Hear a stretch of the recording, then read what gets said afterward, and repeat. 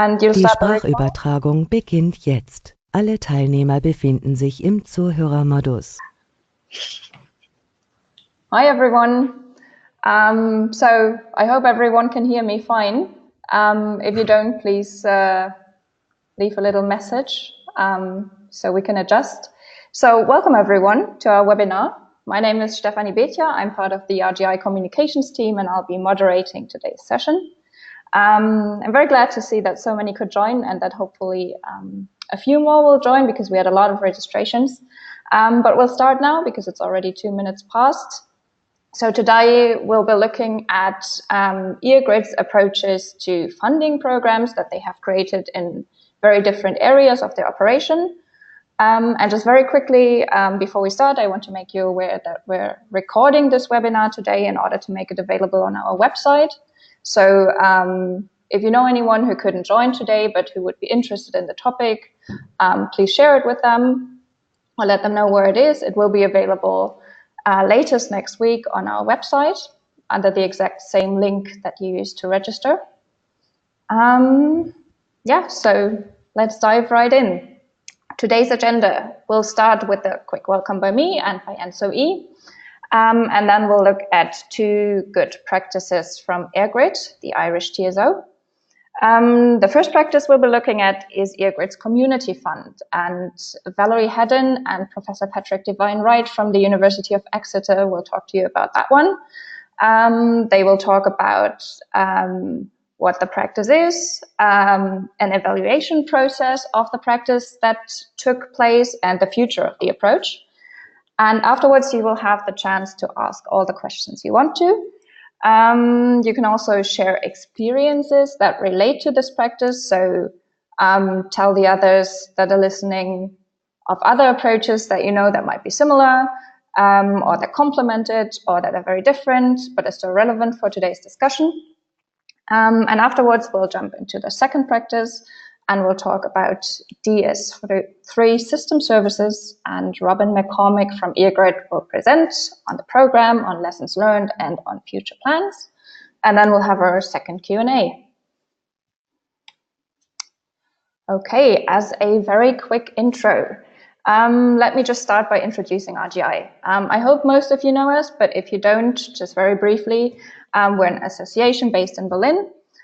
With a considerably unique membership structure, meaning we consist of TSOs and NGOs who have decided to work together under the roof of RGI to build the grid that we need for the further steady growth of renewables while still respecting environmental objectives and people's concerns. So this is our geographical scope. So you can see that we cover most of Europe, with the exception of the East, where so far we only have Croatian TSO hubs. But we're hoping that we'll be growing towards the East as well. But coming back to the unique membership structure. So what is very unique about it is that industry and civil society actually learn from each other. They can challenge each other within RGI. They can develop shared positions, but they can also use it as a very good safe space to share best practices, which is what we're doing today. And we actually collect a lot of them. And we're doing it in a lot of different areas and across a lot of different RGI work streams. So we have best practice publications, we have a dedicated database, we have webinars, obviously. We do learning journeys and we organize a lot of workshops to talk about them, to share them.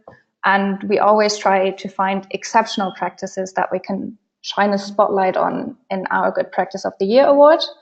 And the practices that we find via that, we then also feed back into the rest of our best practice work. And actually the DS3 system services by EirGrid are a very good example of that because they took part in this year's Good Practice of the Year award. So we're very happy that we get another opportunity to talk about them today. We do this because we firmly believe that as different as grid projects are, you can always learn from what others have done before. And a good idea such as a effective, sustainable funding program that we're going to talk about today is only worth or can only make a big difference when many people in many places know about them. And I'm excited to make something similar happening in, or something related to it, happening in their own sphere of influence. Yeah, making it become a reality in a lot of different places. And it's worth, that same good idea is worth considerably less if it's not shared with others who could influence their own work for the better. So this is what we want to use this webinar for, to share two great practices which we believe have the potential to enhance future grid projects and give all of you the opportunity to pick the brains of those behind those projects and find out for yourselves whether this is something that is very valuable for your own work. So I hope that we're successful in that today. And with this, I hand over to Arjun Patel, who is ENTSO-E's new policy team leader and who will give you a short welcome note on behalf of ENTSO-E. Arjun, over to you. Hi there, welcome to this webinar on best practice in grid development. I'm Arjun Patel, policy team leader at ENTSO-E. Coincidentally, I was in Dublin on Friday and I met Valerie and Robin. And I think it was fair to say that one of the main messages again from that meeting was that we need to exchange on best practices. It's an open goal. And also that the Irish energy system in particular has a lot of lessons to offer in terms of best practice and energy transition. EirGrid's networks, as far as I understand it, can now handle up to 65% variable renewable energy at any time, which, as far as I understand, is unprecedented. So I think there's a huge amount of value in these kinds of exchanges in general, and I'm sure from the Irish experience in particular. I've been asked to give a brief introduction, and I will be very brief indeed, just to provide a quick introduction of the ENTSO-E perspective on why these issues are important from our side, for those of you who aren't already aware, though I suspect a lot of you are. ENTSO-E is an organization, an association of 43 transmission system operators operating in 36 different countries across Europe. We plan, build and operate grids, and we also have a particular role in terms of developing the pan-European grid, so the TYNDP, the 10-year network development plans, and also developing the rules to make this pan-European grid function through the EU network codes. The investment needs are large, as I'm sure you're all aware. Our TYNDP for this year estimated around about 130 billion, or identified 130 billion euros worth of investment needs. And at the same time, 25% of pan-European electricity infrastructure projects have experienced delays as a result of public acceptance issues. So it's obviously an area which we need to explore. It's an area where I think there's probably a lot of time and money that could be saved for everyone. Yeah, I think it's also a good opportunity to understand the local issues, environmental issues, health issues, economic incentives at local level. And I think it's an opportunity to deliver energy transition in a way that brings people along with us. On the system services side, I think you're all aware as to why this is important. TSOs are reconfiguring their systems for increasingly variable, increasingly uncertain systems. For that, we need you know, a range of flexibility services. A lot of different countries are looking at a lot of different approaches as to how you can bring that into the system. So these two projects, the Community Fund, the DS3 program, I think they'll be really interesting for all of us to hear. I'm looking forward to hearing the discussions. And thanks again to all the presenters and to RGI for setting this up. Thanks, Arjun. So let's get started with our main event today. So it will be Patrick and Valerie presenting the RGI, I'm making it an RGI project, the EirGrid Community Fund. So Valerie will introduce EirGrid's approach, and then Patrick will talk about the evaluation project, which, as far as I understand, was actually conducted because there were a lot of requests from other European TSOs as to learn what the lessons from this project are, and to find out more about how they could be assisted when it comes to future implementation of a approach like this. So it's the perfect project for this webinar. Valerie and Patrick, the screen is yours in a second. Okay. Valerie. Okay, you should be able to share your screen now and start your presentation.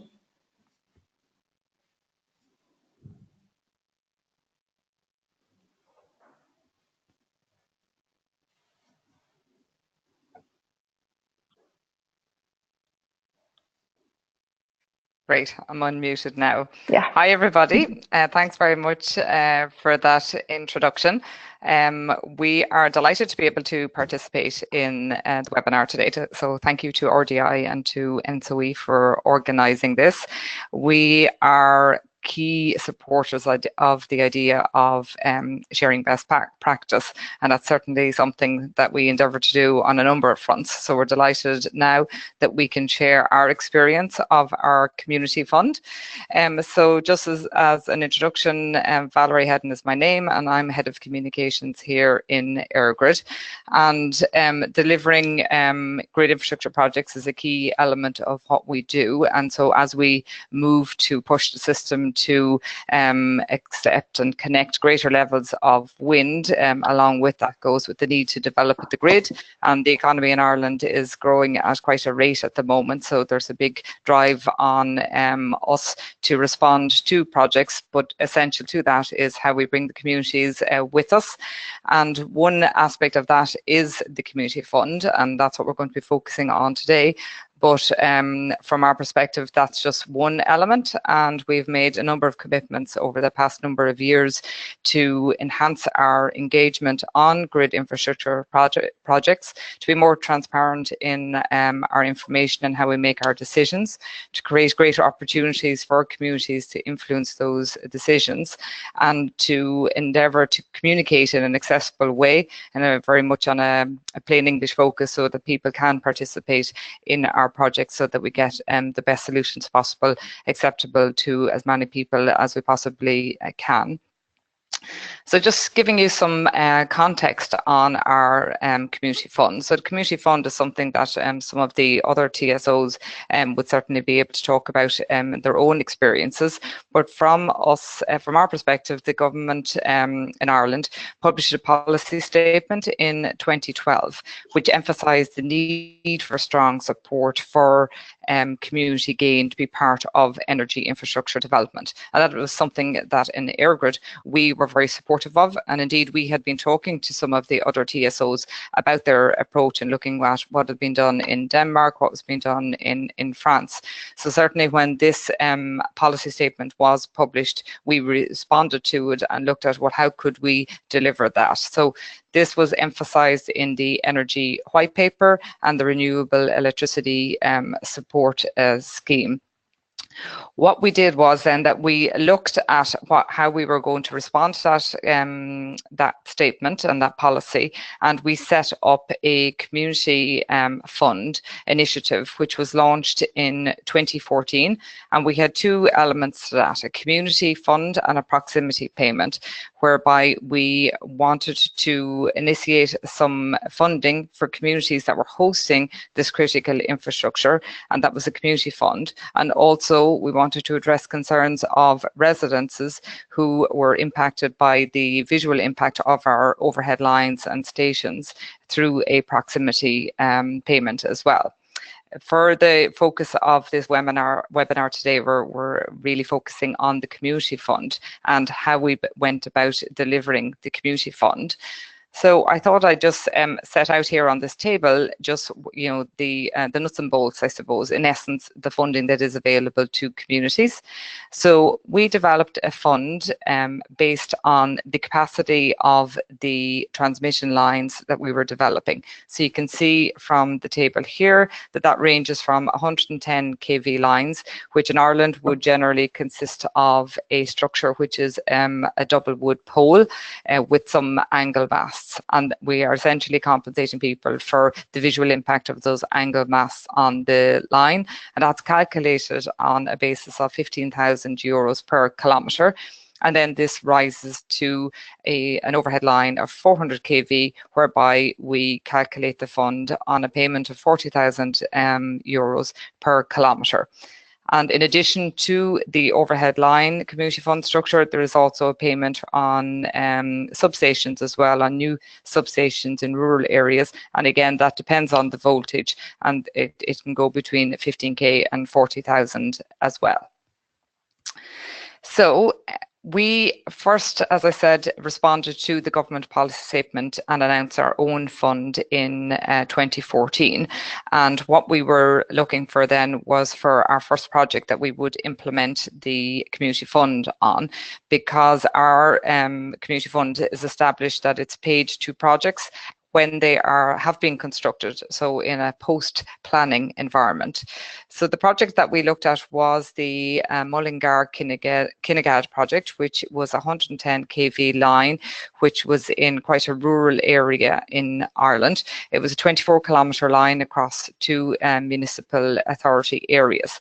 So the fund was substantial enough. The total fund was 360,000.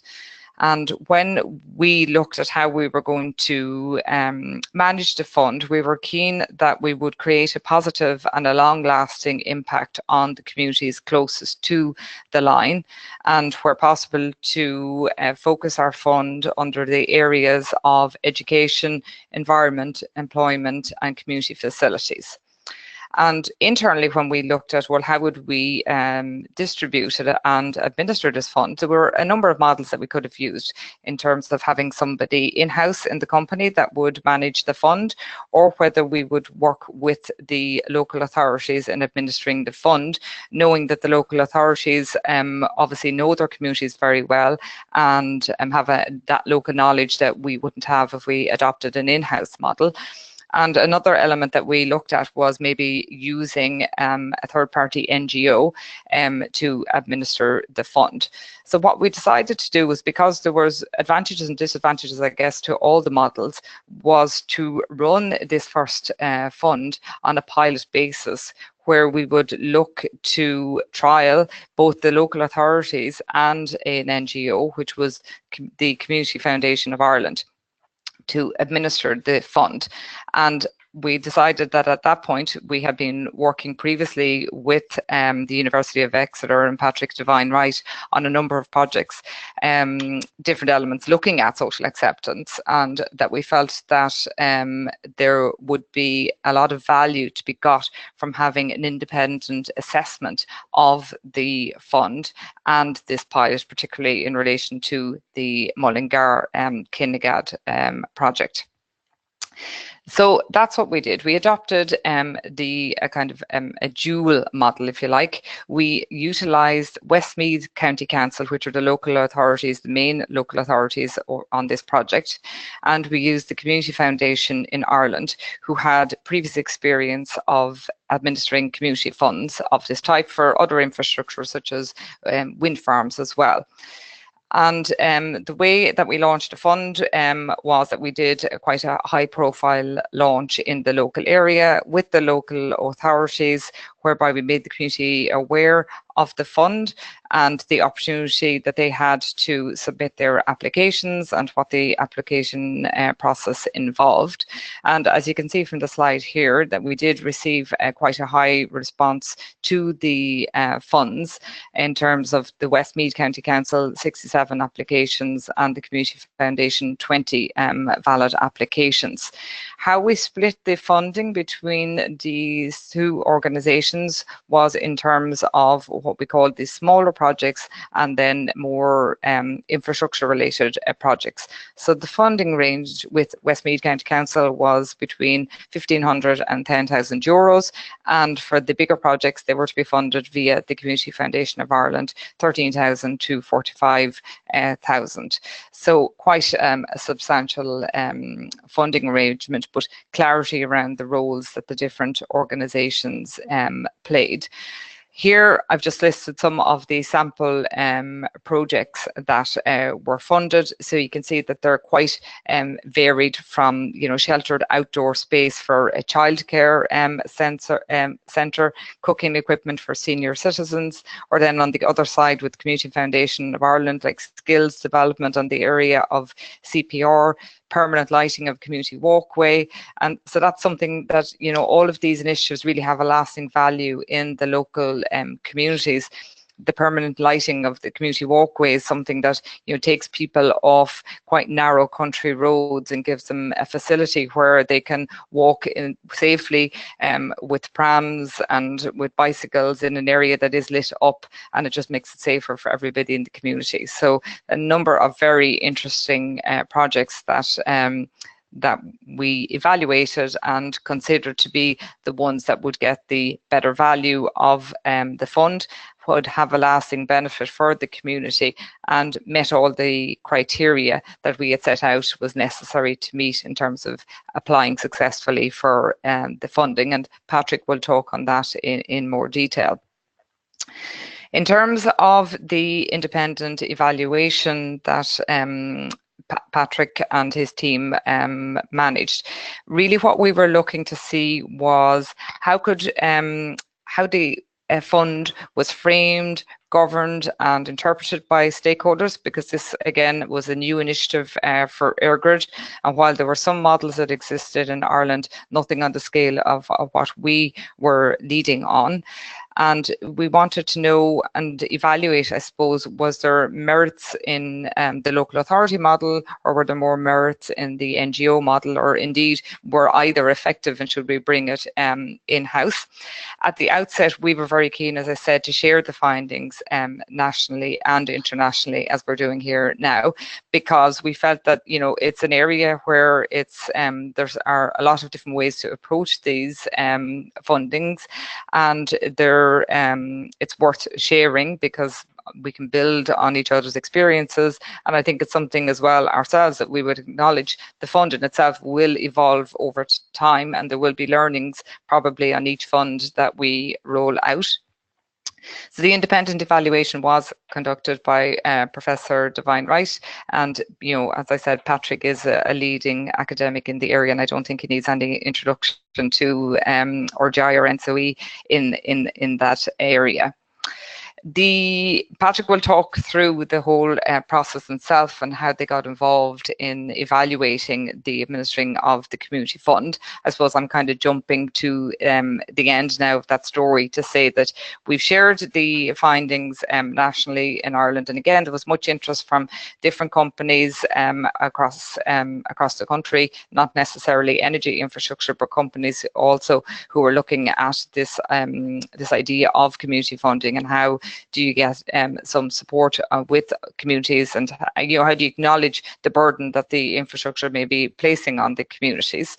And for us, Patrick had a number of findings which we are now looking at in terms of our future funds, because we have some substantial funds that will be coming up next year and in the years to come.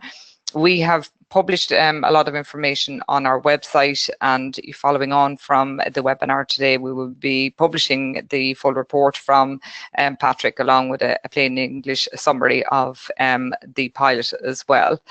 And one element maybe just to highlight for us is that at the outset, we were looking at themes that reflected the activities and initiatives that EirGrid promotes in terms of education and the environment. And what we are now doing is ensuring that the community fund that we have adopted is completely integrated with our CSR strategy. And that will be something that we will be looking to develop over the coming years as well.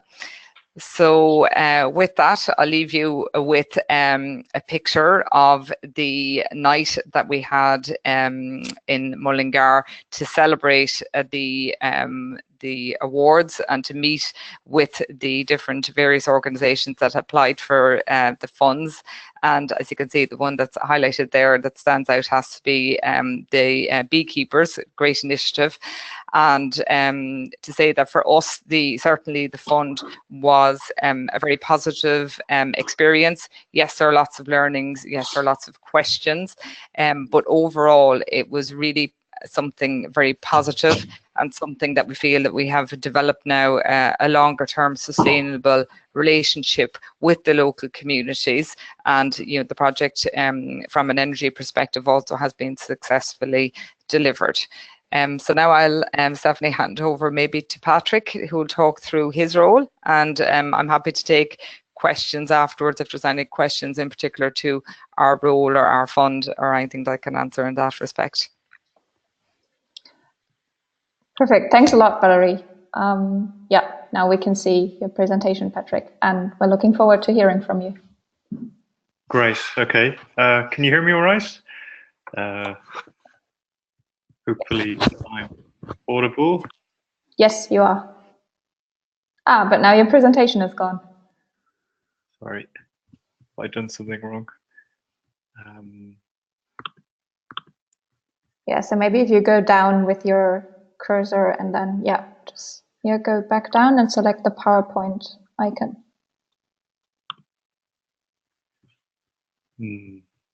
Sorry, it's disappeared again. So should I put it up on my screen and you tell me? Yeah, why don't you do that? Yep.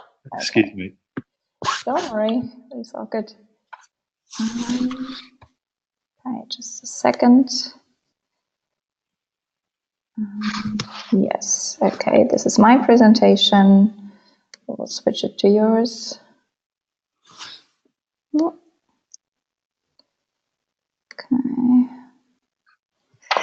So now I'm also having difficulties. Okay. So this is you.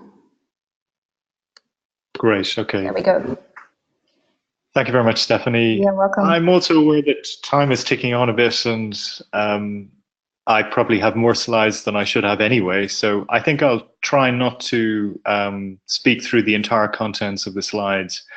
Obviously, whoever's watching can fill in and look through those, and indeed contact me afterwards if they need to with any specific questions. But anyway, let's kick off. So if we can move to the second slide, just to acknowledge the contribution of my colleague at the University of Exeter, Dr. Fionnuala Sherry-Brennan, who was central to conducting the research, who wasn't here today, but was very important, and I'd like to thank her for her input, and to those obviously organising today in the webinar. So very briefly, I mean, as an academic, I'm very interested in innovation that takes place and ensuring that lessons are learned from those. And I think that is something that can benefit from an external viewpoint sometimes, who can bring a fresh perspective and also perhaps be informed by learning in other areas. When I began this project with EirGrid, I was aware that there was a considerable amount of social science research and indeed best practice guidelines in other energy sectors, notably onshore wind, and various kinds of methods which have been put in place in order to try and engage communities and distribute benefits. And indeed, one of the interesting things is that the provision of funds to communities doesn't always go down well. And there's plenty of research which shows that if they're perceived as a bribe to try and silence opposition or to engender community acceptance in that way, they can actually have quite harmful and toxic effects on the attempts to implement renewable energy projects of various kinds. So with that in mind, it was interesting to consider how community funds would work in a transmission system context. We already know that high voltage power lines of various kinds are very controversial too. They can be perceived to have quite wide scale landscape impacts and other impacts on communities living nearby. It also raises quite a lot of questions about knowledge gaps that I've mentioned here in terms of when community funds are administered, is it the case that there are similarities between high voltage power lines and other infrastructures? How do you identify the community that you deem to be impacted? It seems like a fairly straightforward thing to do, but actually it is not necessarily that straightforward at all, where you draw the line on the map and how you decide who is eligible and who is not eligible to apply for any funds available. But I think the central question driving the research was one in terms of what lessons can be learned that can inform the fair and effective provision of community funds in the future, recognizing that there will be a need for widespread changes to grid infrastructure across Europe and the rest of the world as the low carbon energy transition takes place. And therefore, getting this right is a very important thing moving forward. So Stephanie, if we could move on to the next slide. Just a little bit of detail about the method. I won't go into this in too much detail, but one of the benefits of the partnership essentially that took place in this project between the University of Exeter and EirGrid was that it gave us the opportunity to collect a lot of qualitative data around how the scheme was administered before, during, afterwards, right across I think it was an 18-month timescale. So we employed a number of different research methods, including the analysis of documents, the observation of meetings, and those meetings included telephone conferences amongst the three stakeholders you've already heard about, but also the evaluation panels that met to sit to deliberate over which applications should be funded and which shouldn't be. We also conducted interviews at different stages in the process. So we interviewed representatives of the three stakeholders, EirGrid, the local authority, Westmeath, and CFI, Community Foundation Ireland, at two different time points, again, to try and register learnings that have taken place over time. And finally, we spoke to the applicants themselves. So we interviewed a number of applicants who were both successful and unsuccessful to ask them about their experiences of participating in the fund, where did they hear about it, and what were their views about whether it had been fairly and effectively administered. Did they think it was a good idea? So that generated a very large qualitative data set, which we subjected to analysis, and that led to the final report that Valerie referred to, and the plain English summary, which strips maybe some of the academic jargon out of that larger report and presents it in a summary form, as well as these slides. So if we could move on to the next slide, Stephanie, please. So here are just a very brief overview of some of the key findings. There were 7 high-level findings provided in the report and 24 specific recommendations. So our report back to EirGrid and to the other stakeholders wasn't just a kind of an analysis, but it actually tried to provide some useful pointers and pathways towards what might happen in the future. Of course, we recognize that the particular pilot project that Valerie and others at EirGrid selected is a relatively short line. It's been a relatively uncontroversial line, and it being 110 kV, obviously it has less impacts than a 400 kV line with larger pylons overhead. So it will be interesting to see how a fund of this kind progresses in other contexts and longer lines with different kinds of impacts. And that was why we decided to try and put so many recommendations in the report for them to take into consideration and decide whether to implement or not. So there are 4 things here to pick out. One is learning from the process of boundary making. This is an essential governance feature of implementing a community fund. If you don't have a boundary around the line, then anybody is essentially eligible to apply. And of course, when we interviewed the stakeholders before the community fund was made public to local people and local community groups,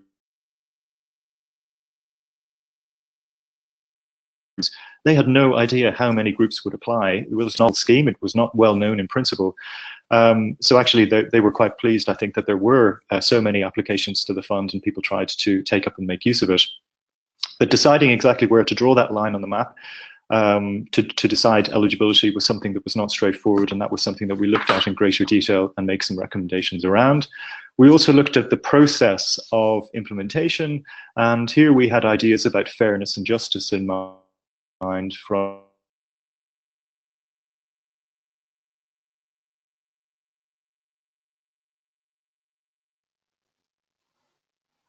Patrick, I think we've lost you. At least I can't hear you anymore.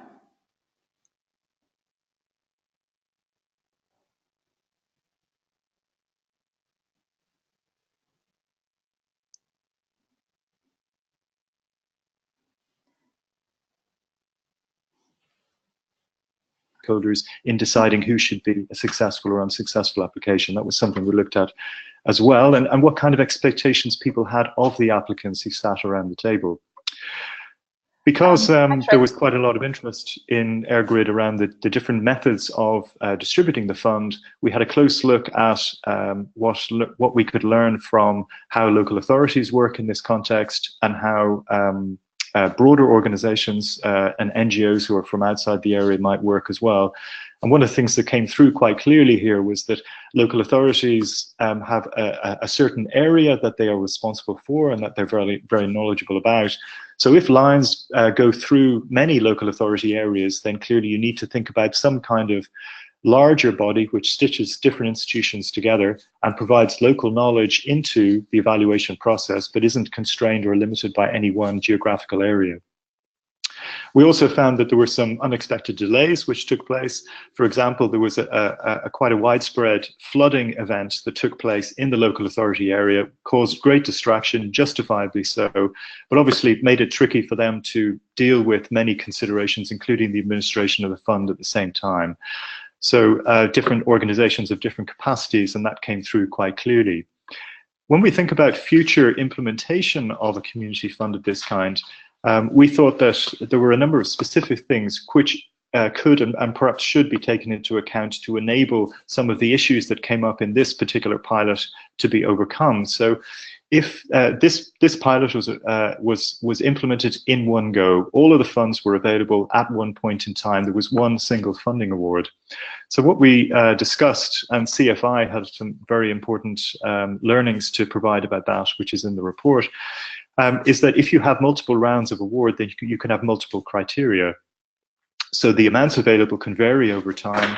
And for example, early rounds could have the purpose of building capacity amongst different community groups and organizations, whereas later rounds can be for larger sums of money and can have different purposes, recognizing that sometimes you have to build capacity in order to enable effective distribution of funds to community groups. Yeah, so you can have different aims and criteria for these different stages. And one of the things that came up in the evaluations, which was quite interesting, was how do you decide if you're faced with 60 applications and you have sufficient funds for 20 to be distributed, do you give a small amount of funding to everybody? Or do you actually go to great length to score each application against the criteria, and then on a meritocratic principle only give awards to those applications that you consider to be good enough to receive that award? So there are different ways of looking at that. And what we found was that when the application decisions had been made, and then those were mapped across the geographical space that was linked to the boundary line, some applications were clustered in places, and there were less applications in other parts of that geographical area. So one of the things that we've recommended to EirGrid in future rounds of award is to consider merit in the first layer of kind of evaluation, and then to build in spatial distribution as an issue in the second round, so that you've already decided which applications are, in inverted commas, good enough to award, and then you consider an equitable distribution so that you don't have too much clustering of projects in, say, larger towns or villages. In this particular scheme, it was dominated by two settlement areas, Mullingar and Kinnegad to the west and east of the line, and one small village to the south. And there were other parts of the line in the rural hinterland in between. And obviously the challenge is how you make sure that benefit can reach those small hamlets and villages as well, which is not an easy thing to do. And the final thing I would say here, before allowing time for Q&A perhaps, is just to say that in some senses the distribution of the funds to the community groups, as Valerie suggested, is a great moment, and it's good to distribute those funds, and people recognize the value of that. But it's important to go back as well. You know, how was the funding used? Did it have the outcomes that the applicant groups expected of it? Were there other unforeseen outcomes that took place? And I think that process of revisiting the successful applicants and learning from their experiences and sharing stories at that stage, maybe 2 years later, is quite a useful thing to think about for grid operators going forward. Not only to cement the relationships that they build with local groups, but also to have some kind of effective evaluation of not just the distribution of the money going out, but also what were the consequences of it for those community groups in the areas affected by the line. So I think I'll leave it there because there are lots of slides and that's probably sufficient from me anyway. But I wonder if there have been any questions that have come in, or is this an opportunity to maybe open it up to a bit of dialogue between the participants and ourselves? Thanks a lot, Patrick and Valerie, for those very interesting presentations. Yes, let's open it up to Q&A for everyone who wants to ask a question on the technicalities of that. So you should have a little hand icon that looks something like this on the left-hand side of your GoToWebinar panel. So if you click on that, I will see that you have raised your hand, and I will be able to call on you to ask your question. Yeah, exactly, that's how it works. So I will see once you've raised your hand, and I will be able to unmute you, so you will be able to ask your question directly.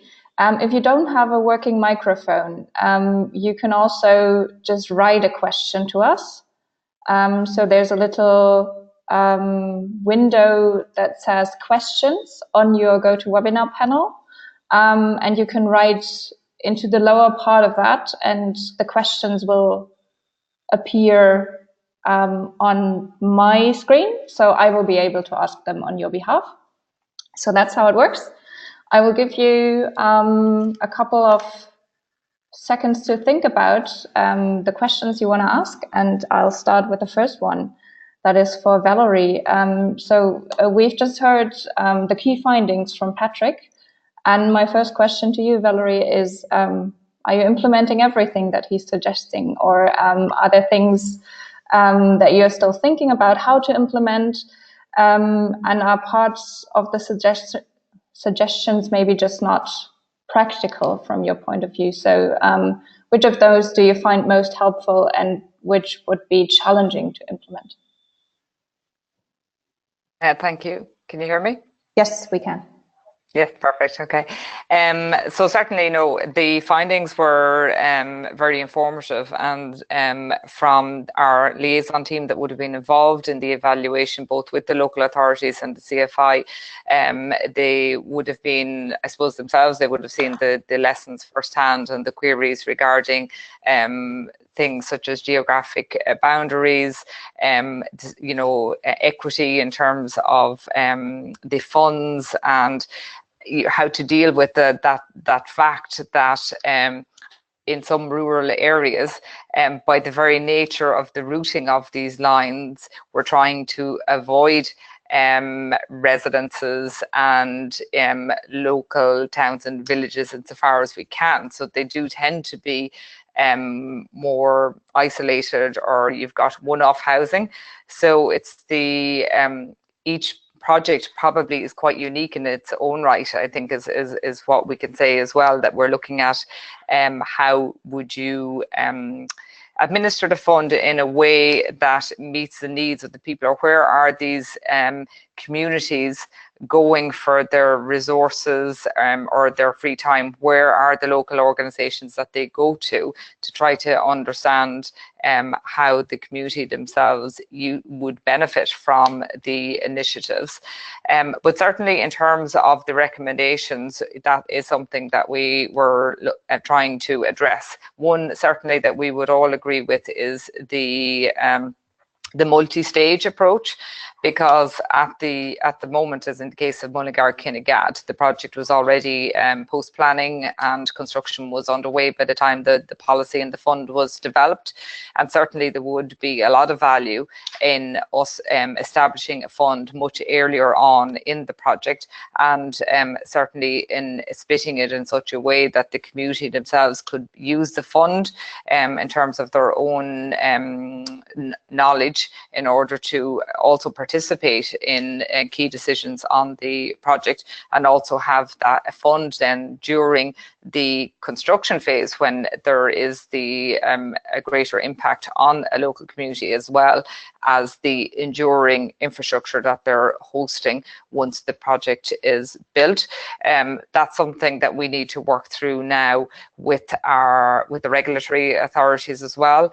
So it's not something that we have now been able to implement overnight. And our second project our fund we've just administered has been in relation to a station in Kerry, but next year we do have another linear project similar but longer than the Mullingar Kinnegad fund, where we'll be looking to bring some of those learnings into operation. But so yeah, no, it's been extremely informative for us. And as I said, that we're trying to address the findings. The post-evaluation is also a really interesting element. I mean, that for us is really about that enduring relationship in the community. And naturally, some of the associations are in contact with our liaison team, and so we're finding out how the funds have supported their initiatives. We've been back down to see some of the organisations, but we'd be interested in really measuring that impact, because that really brings then the community fund full circle in terms of maybe unintended benefits that arose, and to see how that can continue to benefit the local community when the fund has effectively finished. Okay, great. Thanks for that very all-encompassing answer. Thanks a lot. That was very interesting. I do have a lot of questions from the people listening to us, but it's written questions, so it won't be asked by them personally, but I will convey them to you. We have a lot of questions for Valerie at the moment, so if anyone has a question for Patrick as well, I encourage you to... I might pass them to Patrick if he wants them. Okay, good. So the first one is from Sorsha Schnittger. I'm very sorry for butchering your name there, probably. They're writing, thanks, Valerie. Can you give some insight into how you secured support for this fund originally? Do you envisage benefits in planning, or is it a more general impact on the company's status within the communities? Any advice for other utilities looking to adopt schemes like this, from securing the funding from abroad to deciding the level of funding for each asset type? Thanks. Mm-hmm. So in terms of securing the funding, I think what was particularly beneficial in our case was certainly the policy statement from government, because although, as I said, it was something that we were very keen to support, it was harder for us to influence the funding arrangement without the support of government. So as a regulated utility, the government policy statement then meant it was something that we needed to respond to, and we responded very quickly because we ourselves could see the benefits in it. And that in turn ensured that we could have those discussions with our regulator to ensure that the funding was permissible. For us, it's social acceptance on projects is as an important an element as the technology choice, as the routing. It's a critical element of how we develop projects, and this one aspect, the community fund, is also in essence then also critical in how we develop projects. So to be quite honest, our regulator and our government department were supportive of the initiative from the outset. And in response to that question, What the second part of the question was in relation to, was it different infrastructure types? Yes. So it says, do you envisage benefits in planning, or is it a more general impact on the company's status within the communities? And do you have any advice for other utilities looking to adopt schemes like this? For us, certainly the benefits are primarily with the community. The existence and availability of a community fund would be referenced now in any projects that are going through planning. So we have a number of projects that had already received planning before the community fund was available, but we backdated our policy to any projects that had received planning since the government policy statement was published in 2012. But going forward, for any new projects that we are submitting for planning, then the community fund would be referenced in the planning application as one aspect of how we are also trying to mitigate the impact of the overhead line in an area. And I suppose the advice I could give others would be really to work with the structures in their country from a government and regulatory perspective, and maybe use this as a case study of something that was worked on for a while and is now being rolled out, and certainly to use Patrick's report as evidence of that, and to understand the different aspects of rolling out such a fund. Okay, great, thank you. We have another question from the audience, which is, how did EirGrid promote the program and make sure that all communities knew about it?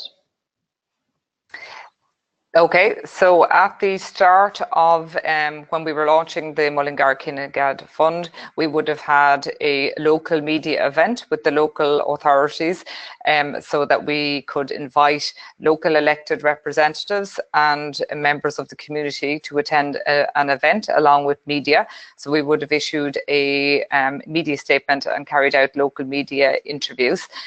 So that was something that got picked up, and we also used the local authorities network to make sure that their clubs and associations were aware of the fund.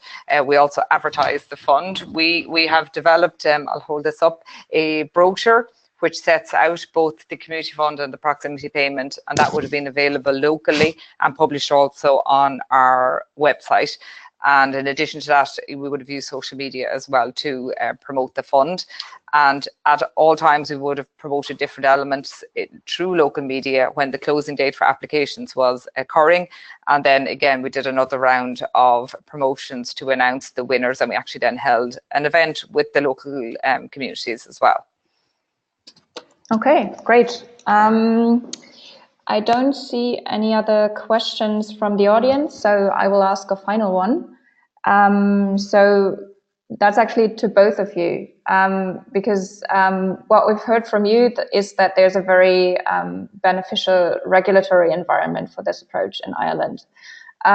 So for other utilities and TSOs out there who want to do something similar and who want to convince their regulator that it's a good idea to change the regulatory framework in a way that it will actually allow for something like that, what's a good pitch to give to a regulator?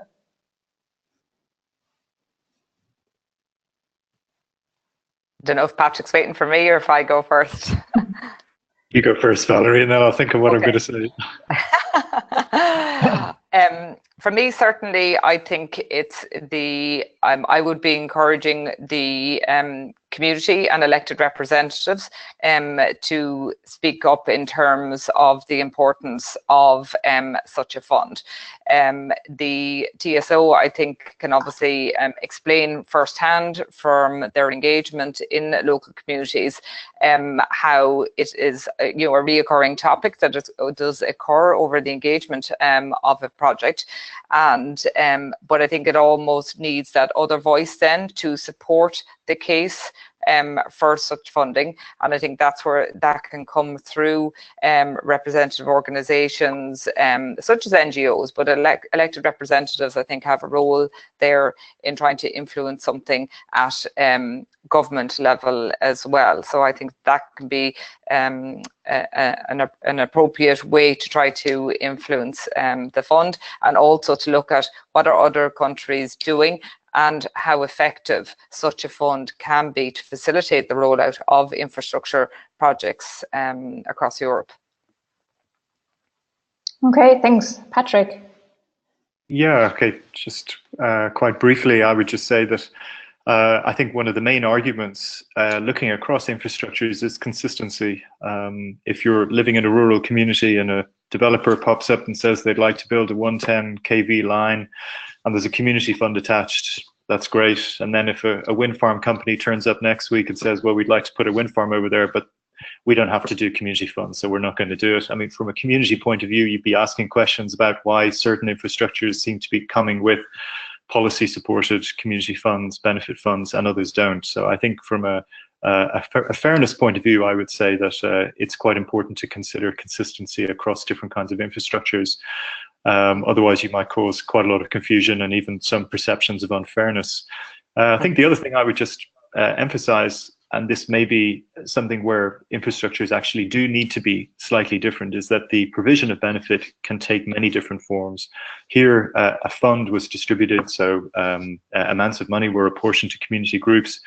What we see from wind energy and other kinds of renewable energy projects is that there are other ways of allowing communities to benefit. And for example, in Denmark, for onshore wind and for offshore wind, companies are mandated to release a certain amount of the equity ownership of a project so that people can consider purchasing shares and receiving dividends from their investments. And that's quite an interesting model because it involves people essentially becoming part of the project rather than being maybe more passive recipients of benefit, but actually being part of the project themselves. So I do think that across different infrastructures, you need to think about consistency, but also being open to being flexible and distributing impact and sharing the benefit of infrastructures that are primarily there for national benefit or global benefit, but to ensure the local benefits are meaningful and they can take different forms. I think the main thing for me is that there is some local benefit of whatever kind it is, so that local people don't feel as if the cards are stacked against them and the benefits are flowing outside of the area to other people elsewhere.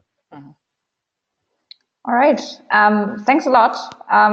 For me, it was very insightful. I hope for everyone else as well. Thanks, Valerie and Patrick, for those great presentations and for answering all our questions. We'll now move on in the agenda, and I'll go back to the original presentation. So, be sharing that. Oops. Okay. Sorry for that. That's what I've done wrong. Okay.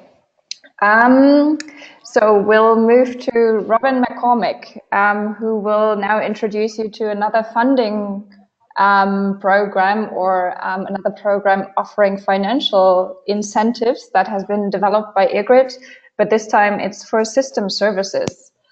So Robin, I'll ask you to go ahead, but I'll first ask you to share your screen and your presentation. You should be able to do that now. Okay, perfect. So we're looking forward to hearing from you, Robin. Okay, thank you very much, Stephanie. And as with the other presenters, delighted to participate. Thank you to RGI and also the support of ENTSO-E. What I would like to do is just maybe just tell you the story of how we have developed the system and some of the hurdles that we've overcome as we've been on that journey. For us, it went probably some time ago. The two jurisdictions on Ireland, the Republic of Ireland and Northern Ireland, were considering their energy future, and the two departments, one in Northern Ireland, one in the south of Ireland, in the Republic of Ireland, got together and were involved in a grid study, an all-island grid study. That was back in 2008. And the purpose of that was to try to give some guidance as to what was possible on a power system with respect to renewable generation. So there were a number of incentives in place at a sort of low level, if you like, and a low uptake. And there wasn't really a defined target as such.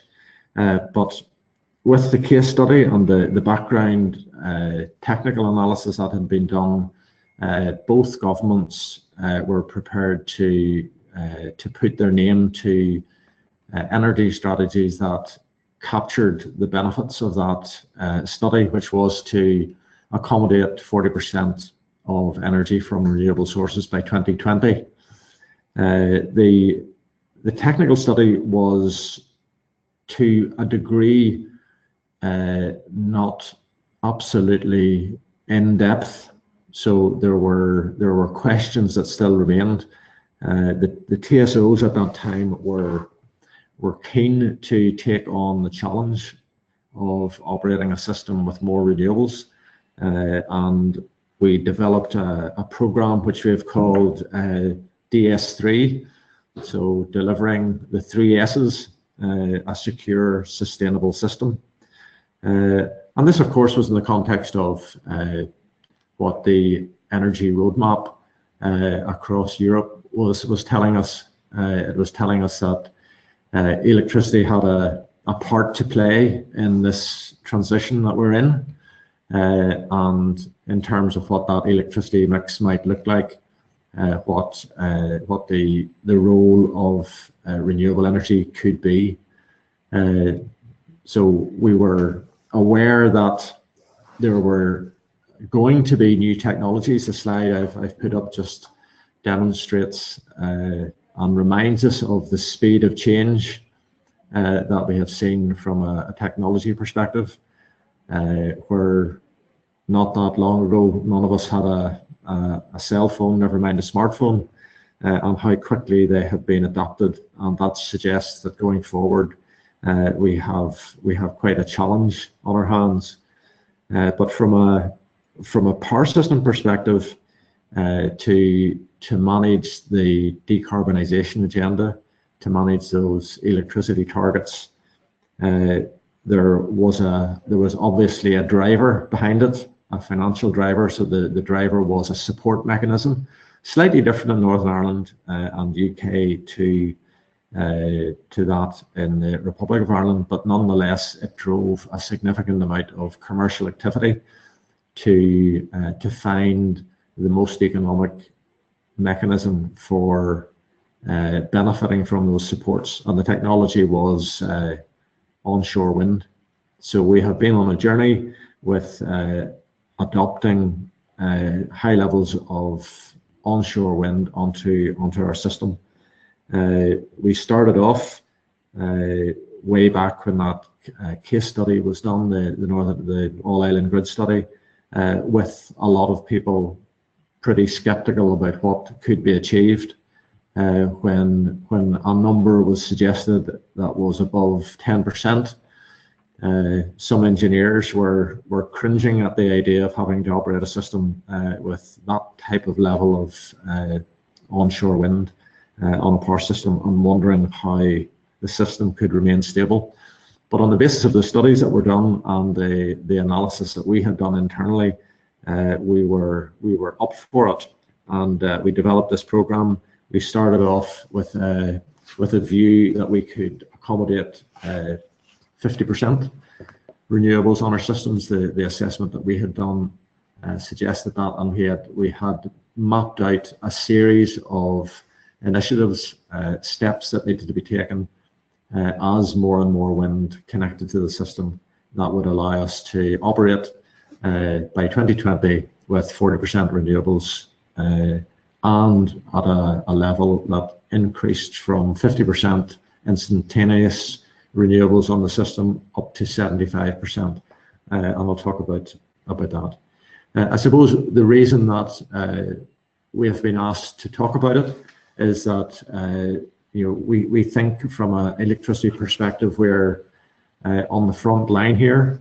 Northern Ireland and Ireland are a small electricity system. They're an island system. So from a technical perspective, we are what we describe as a synchronous system. So Northern Ireland and Ireland are a synchronous system. Great Britain is a synchronous system. And then continental Europe is a huge synchronous system. And the benefit of scale is the ability for that system to manage the shocks that come on a system from intermittent energy changes in generation. So what we realized was that we would see the impact of any of that variability much more quickly than anyone else. And the learnings that we could get from that as we developed that would be helpful for other places. And that has proved to be the journey that we've been on. As we have gone through that, we've had to deal with technical challenges. There are things that become scarce as you develop a system with more renewables. As you take conventional generators off, you have less inertia, and that's indicated by the curve. There's a change in the way you manage voltage. We call it reactive power on the systems, and that's really because there's a lot more generation is connected to the lower voltage network, and you take large generators off the main transmission system because you don't need to use as many conventional large generators. And then we have the need for generators to respond to the speed at which wind either comes onto the system or comes off the system. So we need conventional generators to be able to quickly lift their generation from one point to a higher point, or to reduce it quickly. And that's an enhancement to what they are capable of doing if you buy them off the shelf, if you like. This is just a graphic of the journey that we're on. So you can see that we were comfortable in the area that's green. In the amber area, between 50% and 75%, we believed that we had a reasonable understanding of the steps that we needed to take. And beyond 75%, well, that's new territory, and we don't know the answers to the questions on that one at the moment. So in the amber area, that's where we focused our attention.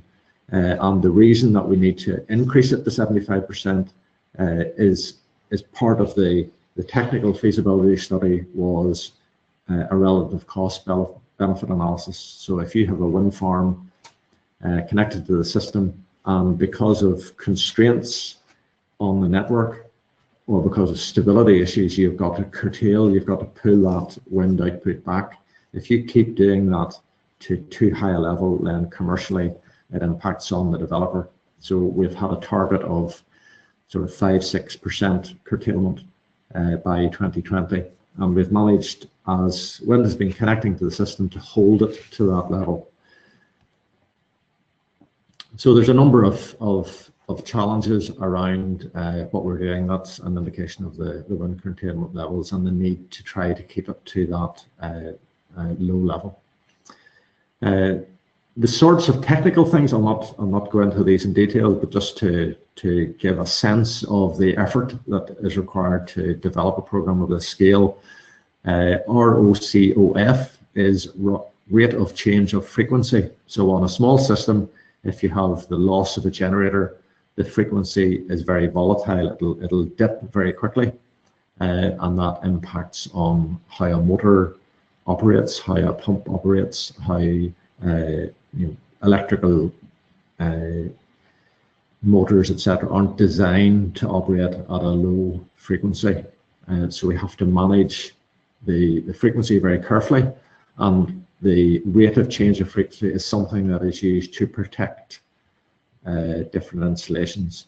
And the difficulty with that is that it can take off the system bits of equipment that you actually need when there's an incident on the system. So we've had to work with generators wind farms, etc., because they would use a rate of change of frequency meter or relay on their system. And it's not just a question of us as the TSO doing things. We need the participation of market participants as well. So rate of change of frequency is one issue that we need to work on. The ramping that I talked about, we've got to try and find a mechanism to enable the current generators on the system to perform better. We've got to find an incentive for them to perform better than they do at the moment, and to provide an opportunity for other technologies to come in and provide the same service. Just as I said, we need to find a way of controlling the voltage. A significant change is happening as more and more of the generation is closer to the demand at the lower voltage levels, and that impacts on how the power system as a whole operates. And then you get really down into the nitty-gritty of the detail of a power system. We've got to maintain the system to operate stably. If it doesn't do that, then you can damage rotating plant, you can damage the generators that are dotted around the country. So we've got to work on that stability piece, and we've got to work on how a generator or a wind farm responds when a fault occurs on the system, so they don't trip out, but they continue to help to keep the system stable. So those are a number of elements of that.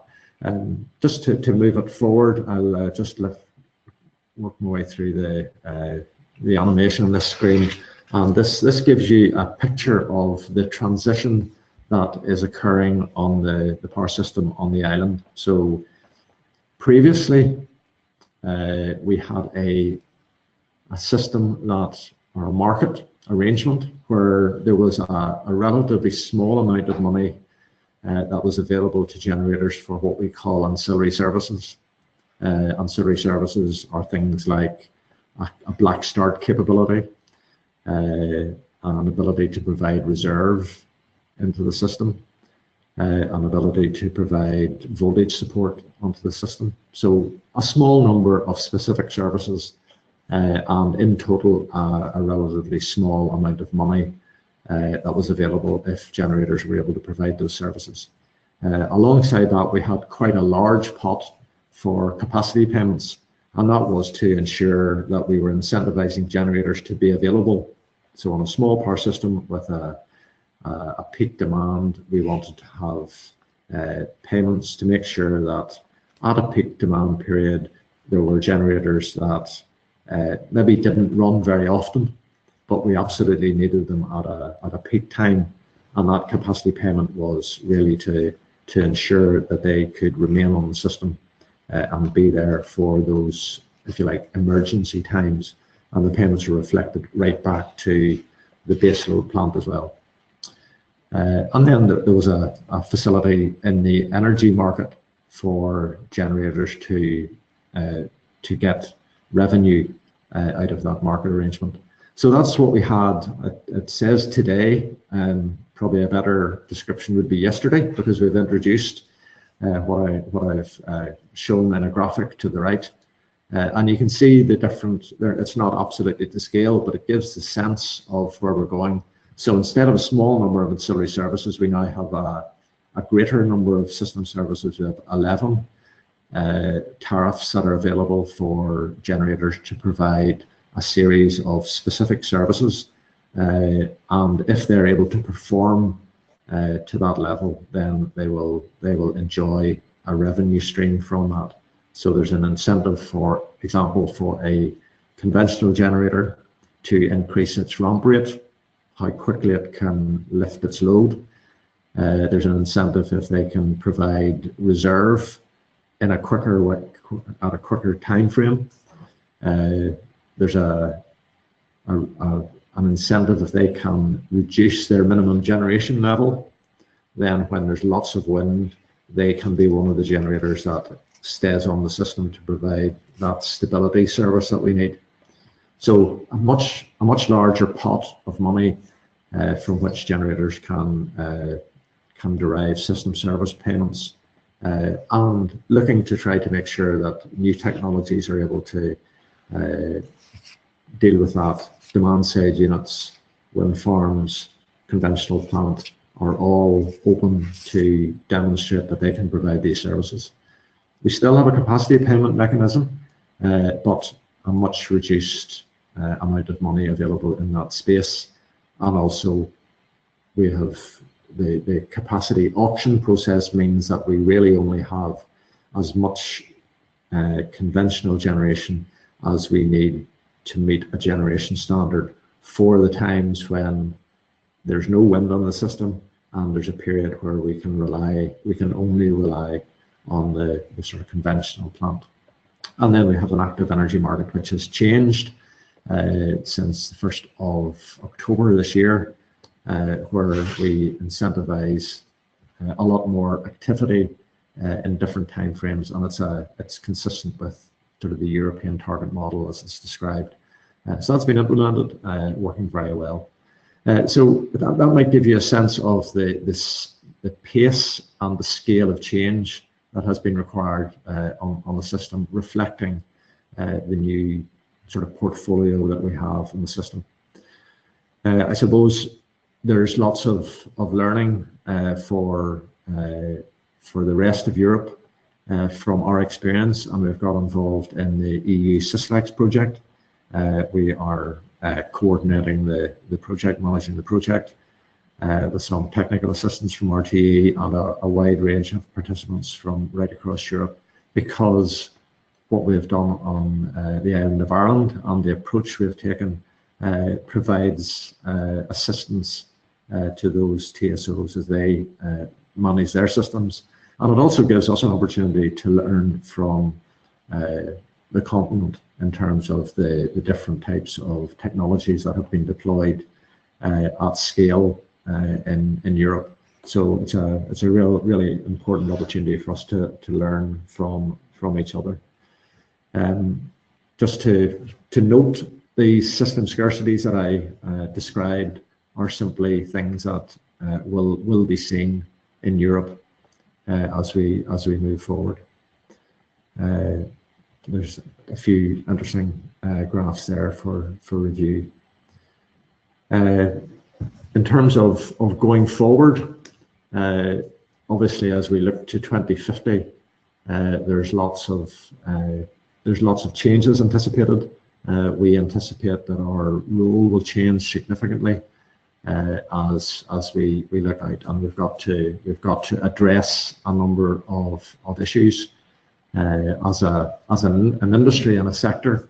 And the idea that you have an energy market is probably morphing a little bit because of the increased importance of those system services, and it's almost like the energy is a byproduct of a system service provision. You can see some of the challenges that we're likely to face, and the change in the dynamic of investment in the network. The renewable component is much less capital intensive. So there are limiting issues across the space as we look forward. I'm just giving you a sense of it rather than going into it in detail at the moment. And there's a change in the way that we need to develop our markets and our systems. I'll just finish off with this graphic, which is just an interesting lens to look through as we look forward.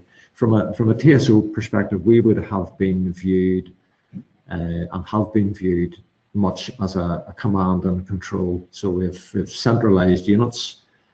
We sit in the middle and we dispatch those large generating units to meet the demand.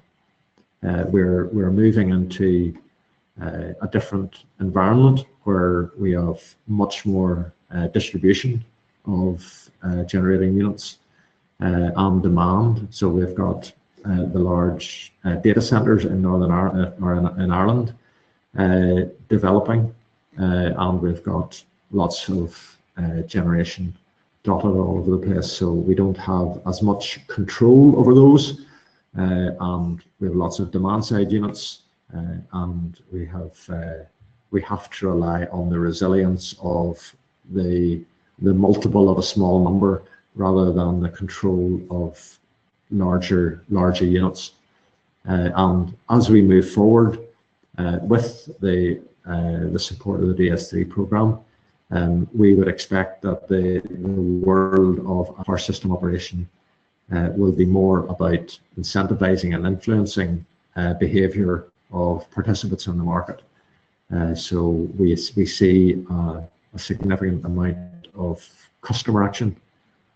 We see a significant amount of engagement from some of those large data players, looking at the potential for control of individual appliances and machinery in the home and in industry being controlled by possibly some of these big tech giants, with signals from a market arena that will change the shape of the demand curve and will make our lives a lot more complicated, but will have benefits for customers and the decarbonisation piece.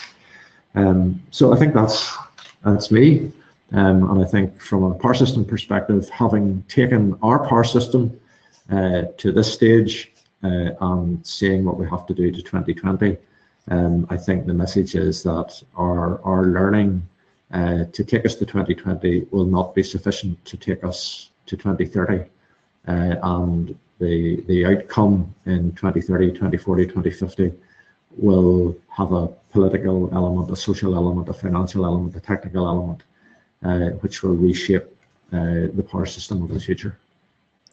Thanks a lot, Robin, for another very interesting presentation. Okay, I'll just put my screen back on. And everyone who is listening can start thinking about questions they want to ask Robin. Okay, yeah. But I will start again. So you've talked about the important learnings from this process for all of Europe.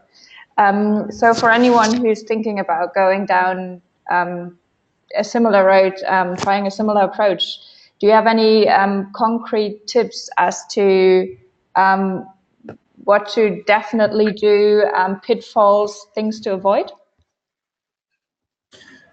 Yeah, well, I think the journey that we've been on is an interesting one, because we have always placed this program as an innovation program, because we felt that we were taking steps further than had been taken before, and there was a wider sort of policy base to that.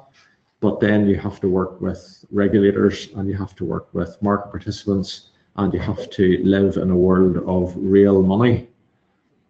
So, for example, the introduction of the system service payments, that required essentially a change of the market arrangements. So the story that we had to sell to the regulators.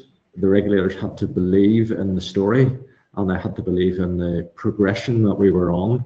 They had to capture it in they were responsible for the new market design.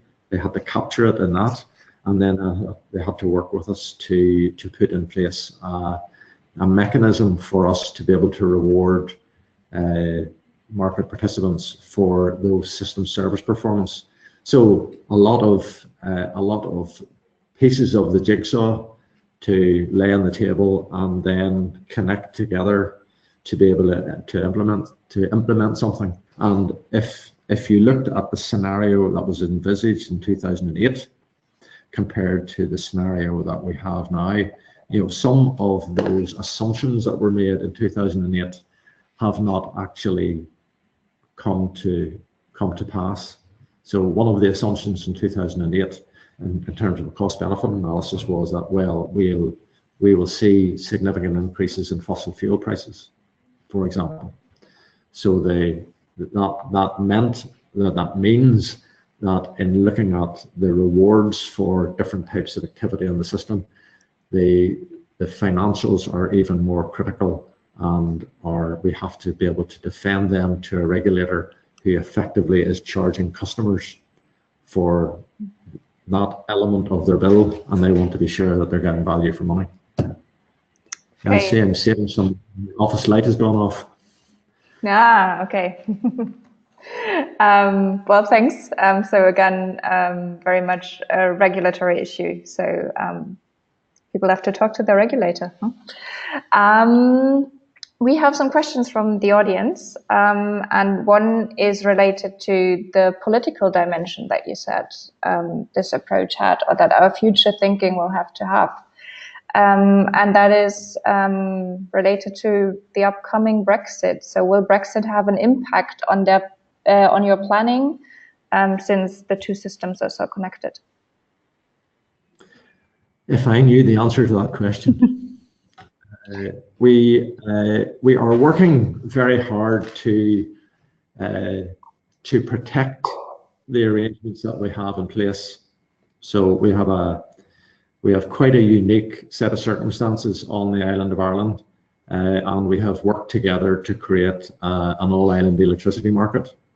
The new version of that all-island electricity market came into play on the 1st of April of this year, and it allows for all of the market participants on the island of Ireland to participate in a market on the island of Ireland, and the tariffs within that market are shared by all customers across the island. So it's quite unique, and it's of benefit to customers in Northern Ireland, and it's of equal benefit to customers in Ireland.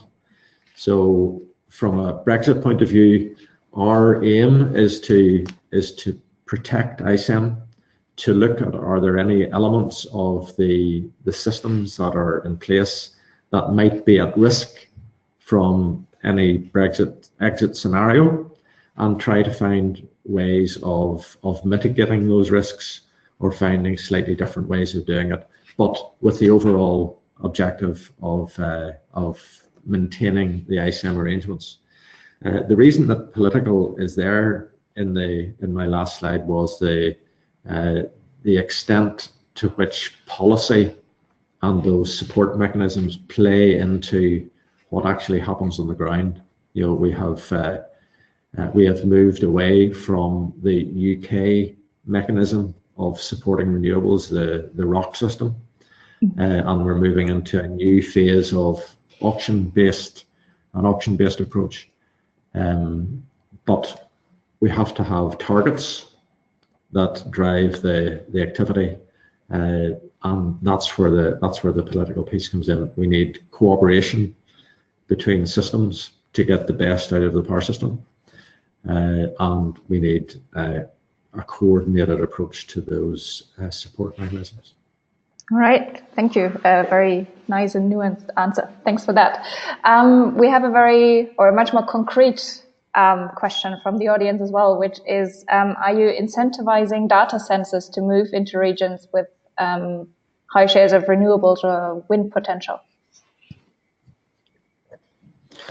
Yeah, we have an interesting story in Ireland, particularly, of interest in data centers, and we have some of the main players who have located in a constrained area of the transmission network, namely around the Dublin area, for all sorts of good technical reasons. So the extent to which the data centers wish to grow is quite significant, and as a result, the government recently has introduced a policy where it would like to see greater regionalization of data centers, because there is inevitably there's a pressure on a constrained area of the electrical network, where there's some dependence on the amount of generation that's in the area.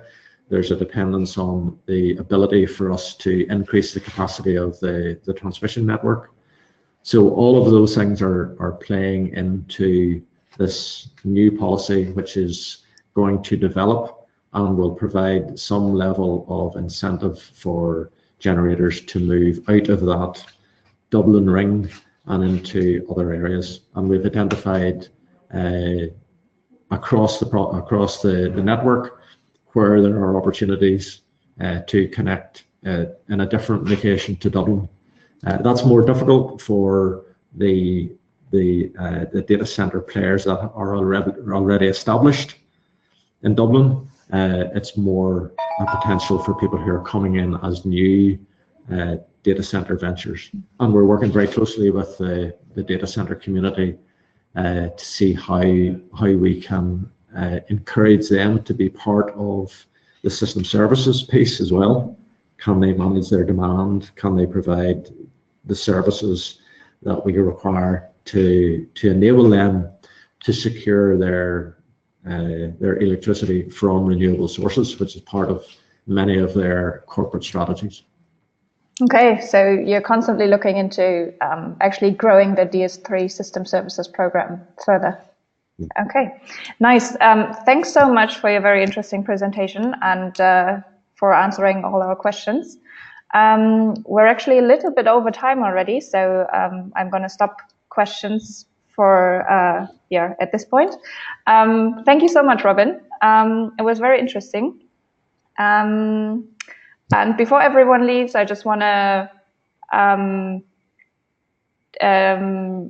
get your attention for a brochure that RGI has published and that has recently come out in its second edition, which looks at what we looked into the first part of this webinar, community payments, and the EirGrid approach is in there, but we have different approaches from all over Europe. So if you're interested in finding out more about this, it's available on our website. And of course, we're always looking for applications of interesting, new, groundbreaking practices for our Good Practice of the Year award. There will be a new call of submissions early next year, so watch out for that if you have anything interesting to contribute, which I'm pretty sure a lot of you have. So this was the very brief advertising window of this webinar. And with this, I want to thank you for joining, and I want to let you know that we'll be sending around a feedback survey most likely tomorrow to just get a little bit of feedback on how you liked the webinar and improvements for the future. And then I'll hope that we'll see you again soon for another of these webinars. Thanks for joining, everyone. Bye-bye. Thank you.